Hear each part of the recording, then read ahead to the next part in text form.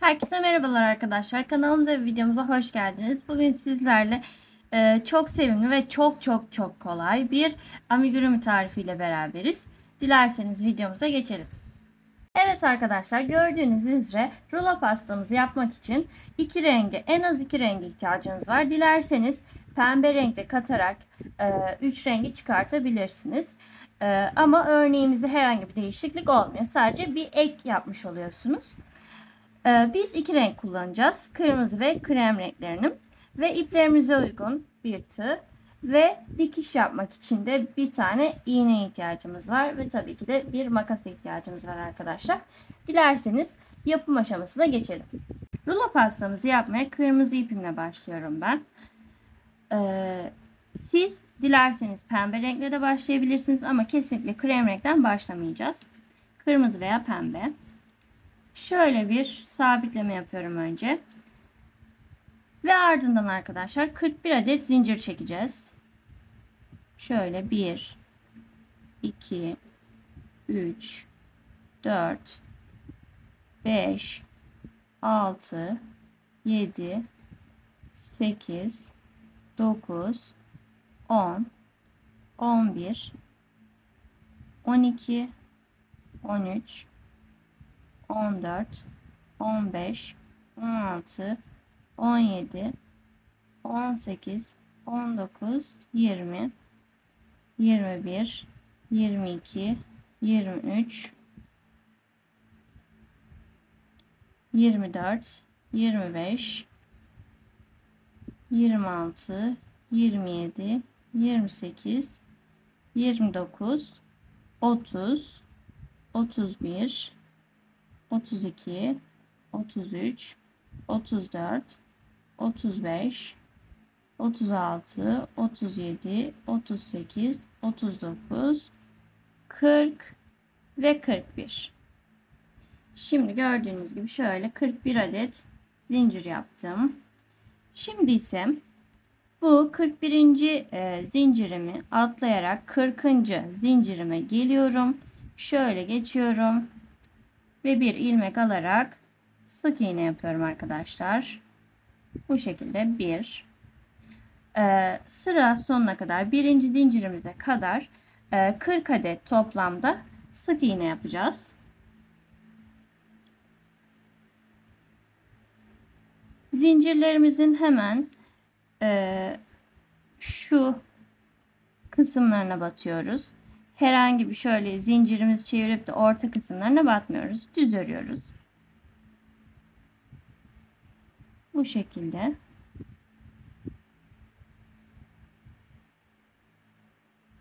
Sıra boyunca devam edeceğiz arkadaşlar.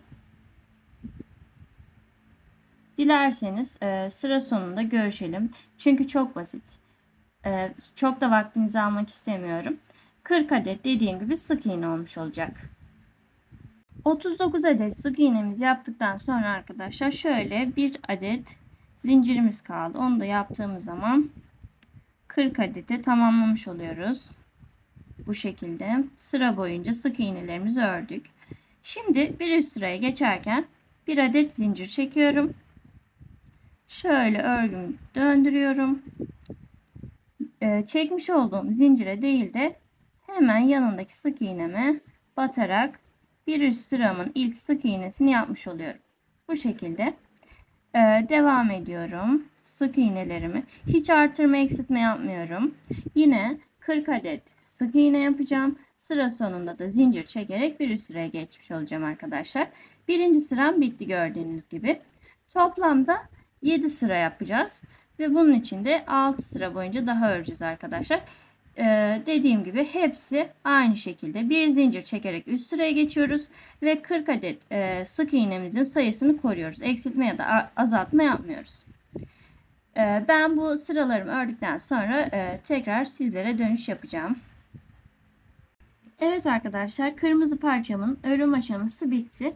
Ama ben sonunu çekmeyi unutmuşum. O yüzden size şöyle bir bilgilendirme yapacağım. Kırmızı parçamızı 7 sıra ördükten sonra şu şekilde sonunda bir zincir yaparak üst sıraya geçer gibi zincir çektiğimiz zaman Şöyle uzunca bir parça bırakarak dikiş yapacağız bu iple. Ona göre kendiniz ayarlayın göz kararı bir şekilde.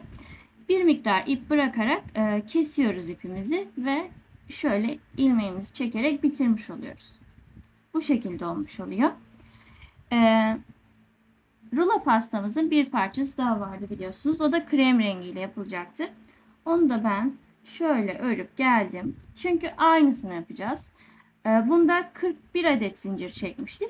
Bunda ise 37 adet zincir çekiyoruz. Ve 36 sık iğneden oluşmuş oluyor. Ve bunda dikkat etmemiz gereken nokta ise başında ve sonunda örgümüzün bu şekilde dikiş yapmak için bir miktar ip bırakmak. Başka hiçbir püf noktası yok. Şu şekilde gözüküyor o da. 37 zincirden oluşuyor. 36 sık iğneden oluşuyor. Bu da 41 zincirden 40 sık iğneden oluşuyor. Aynı şekilde örülüyor. Dediğim gibi kremimizin başta ve sonunda belirli bir miktarda ipi olması gerekiyor. Kırmızımızda ise bir tane. Şimdi ise parçalarımızı birleştirme kısmına geçebiliriz. Evet arkadaşlar, krem parçamıza bir ipine şöyle iğnemi geçirdim geldim ben. Şöyle krem parçamızı kırmızı parçamızın üzerine yerleştiriyoruz. Ve şu kısımda 2 adet sık iğne kalacak şekilde tutuyorum. İğnemi şu şekilde hep kırmızıdan beyaza şeklinde geçiriş yapacağım. Şöyle. Umarım görünüyordur. Şöyle sıra sıra gideceğiz.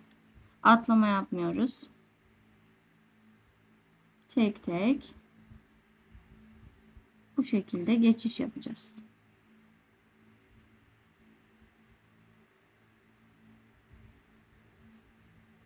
Hep karşıdan alıyoruz. Dediğim gibi unutmuyoruz. Bu şekilde görünmesi gerekiyor.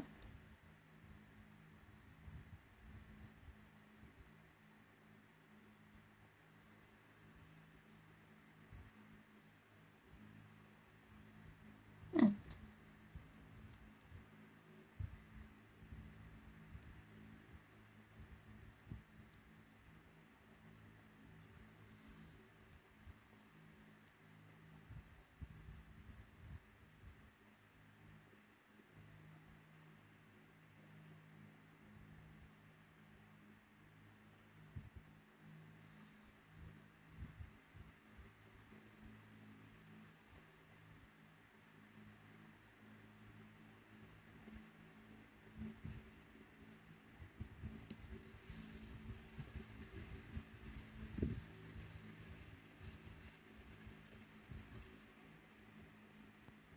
Sıra sonuna kadar dikeceğiz arkadaşlar.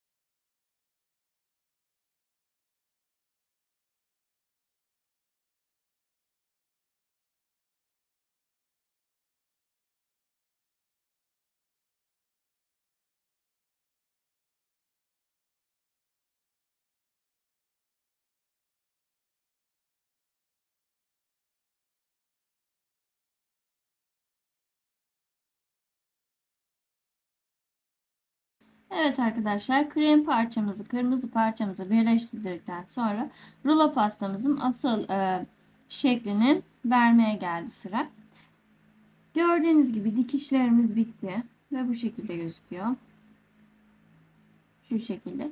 Şimdi ise yapmamız gereken şu 2 adet sık iğneden başlamıştık biliyorsunuz. O kısımdan şöyle tutuyorum ve rulo pastamı şöyle kıvırıyorum. Çok sıkı kıvırmayacağız. Ama çok da gevşek olmayacak. Ve şu şekilde gördüğünüz gibi şekil almış oluyor. Ve şöyle bir bastırıyorum. Bir baskı uyguluyorum. Dikiş yapmadan önce ve tam olarak şeklini almasını sağlıyorum. Evet. Gördüğünüz gibi oldu. Şimdi ise kırmızıda bitiş noktasında bir parça bırakmıştık şöyle. O kısma iğnemi geçiriyorum.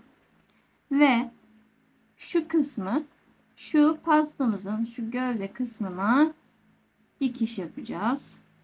Bunun için de öncelikle şöyle ilk sık iğneden geçiş yapalım.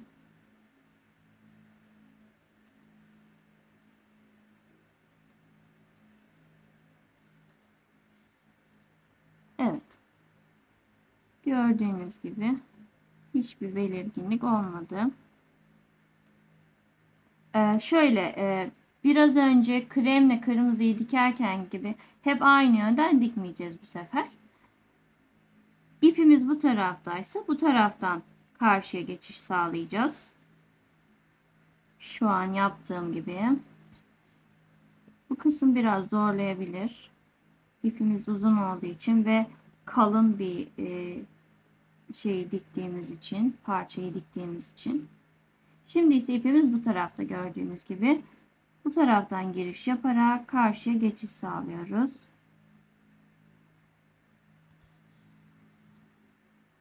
Evet. Bu şekilde devam ediyorum.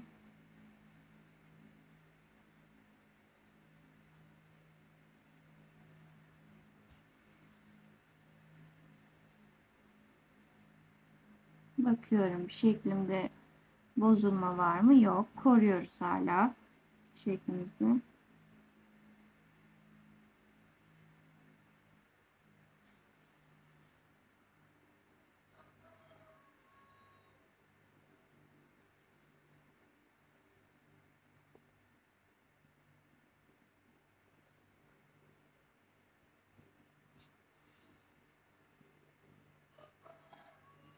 İlmek aralarını tercih edersek daha kolay bir şekilde dikiş sağlayabiliriz.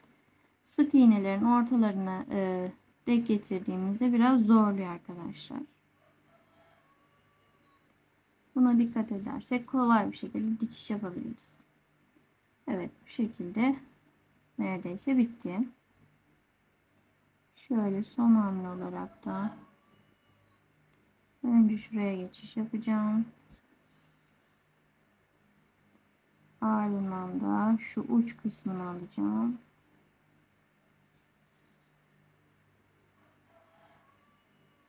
Evet. Şimdi ise bir sıkılama işlemi yapalım. Şöyle hemen yandaki sık iğneme geçiyorum. Şöyle de içinden geçiriyorum o halka kısmının. Böyle bir düğümleme işlemi yapmış olduk. Şimdi ise şöyle